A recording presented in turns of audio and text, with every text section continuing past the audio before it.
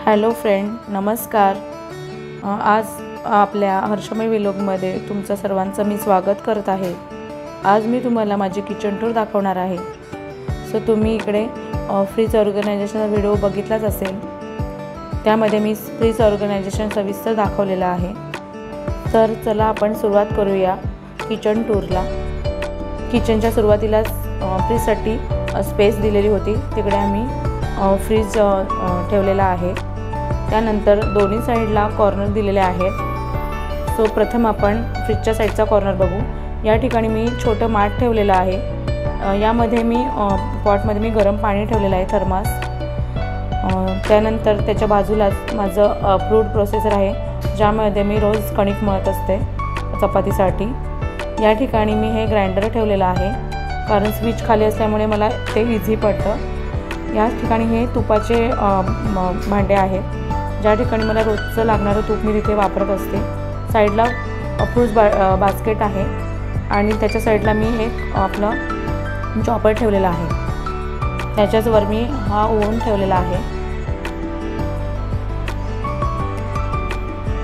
ओव्हनच्या वर मी silver foil आणि butter paper ठेवलेला आहे। फ्रीजच्यावर मी एक फुलदाणी ठेवलेली आहे। आता या वरच्या कपाटमध्ये मी सर्व कडधान्य, तसेच डाळी, पोहे, म्हणजे जे रोजचं लागणारं सामान आहे ती मी व्यवस्थित बर्ण्यांमध्ये, टपरवेअरच्या बर्ण्यांमध्ये व्यवस्थित ठेवलेलं आहे लेबल करून, जेणेकरून मला पटकन दिसेल आणि मी ती गोष्ट सगळे डबे ओपन करायला नको, या अर्थाने मी ते सगळं लावून ठेवलेलं आहे।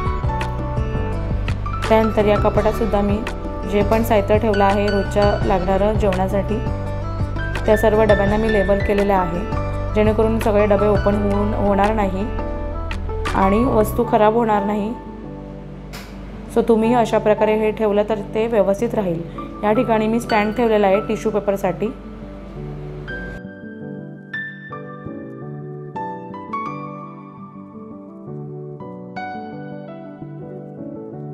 आता आपण खालचं स्टोरेज बघूया।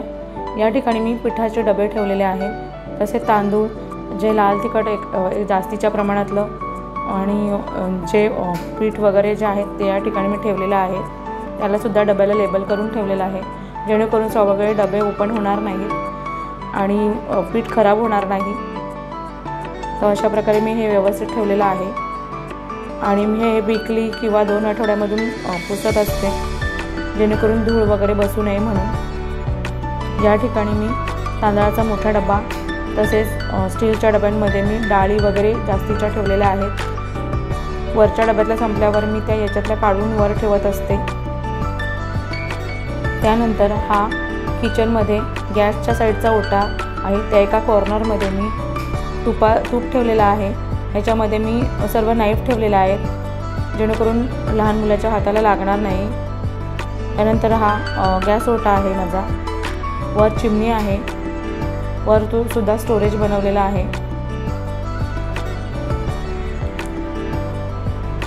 मला कधीतरी लागणाऱ्या वस्तू मी वरच्या स्टोरेजमध्ये ठेवते।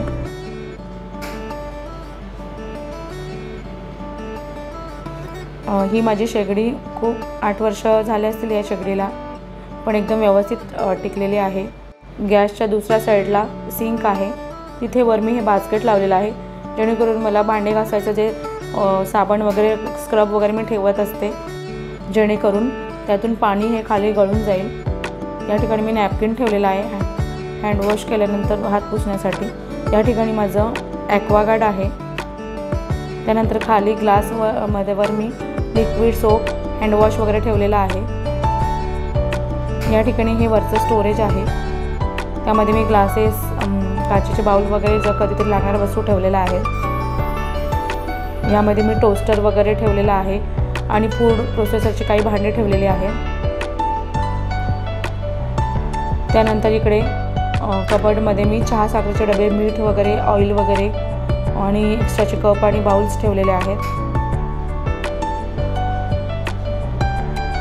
ग्लासेसची भांडी ही जनरली लहान मुलांच्या हाताला लागू नये म्हणून मी ती वर स्टोरेज करून ठेवलेली आहे। सो अशा प्रकारे हे माझं स्मॉल आणि सिंपल किचन आहे। जास्तीचं भांडे भरून ठेवले तर खूप विस्कळीत होतं, म्हणून नेहमीही जी लागणारी भांडी आहेत तीच ठेवावी, एक्स्ट्राची भांडी आपण साईडला काढून ठेवावी. सो ह्या गॅसच्या खालचा साईडचा भाग आहे, जिकडे आधी गॅसची टाकी होती. आता माझ्याकडे CNG लाईन आलेली आहे, त्याच्यामुळे मी गॅसची टाकी काढून तिथे स्टोरेज केलेलं आहे. या ठिकाणी मी व्यवस्थित अशी खाली मॅटला अंथरलेली आहे, जेणेकरून माझे ट्रॉल्या खराब होणार नाही.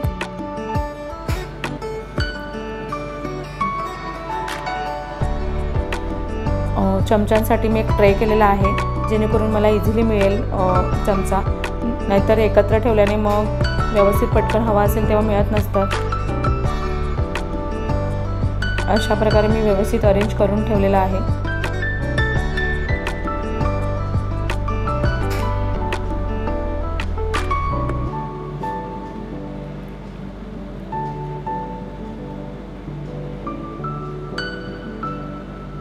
या ठिकाणी मी बकेटमध्ये एक्स्ट्राचं सामान ठेवलेलं आहे सिंकच्या खाली, आणि जे लागणारं सामान आहे सिंकसाठी वापरण्यात येणारं भांडे घासण्यासाठी तेही सामान मी इकडे लावून ठेवलेलं आहे.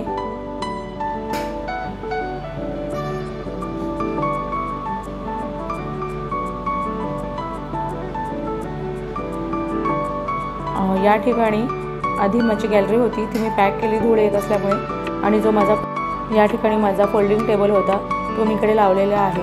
आणि त्यावर मला अशा प्रकारे भांड्यांचा ट्रे वगैरे व्यवस्थित ठेवता येतो. चहाचे कप वगैरे, त्यानंतर बॉटल, मेडिसिन, डस्टिंगचं सामान, ऑइल काही लागणारे, अशा प्रकारे मी इथे व्यवस्थित ठेवून दिलेले आहे. साईडला डस्टबिन ठेवलेला आहे, केअरफुल ठेवलेले आहेत, आणि रोजच्या वापरात कधीतरी लागणाऱ्या बॅग ठेवलेल्या आहेत. विंडो मी कधीतरीच ओपन करते जेव्हा जेवण बनवायचं असतं. मध्ये मी लावून घेते विंडो, कारण धूळ येते बाहेरून.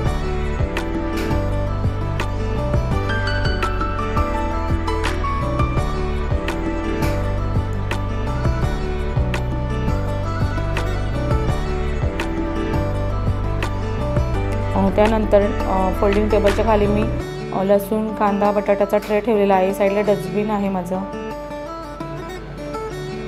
अशा प्रकारे तुम्ही बघू शकता, इकडे स्मॉल आणि सिंपल असं किचन मी व्यवस्थित ठेवलेलं आहे.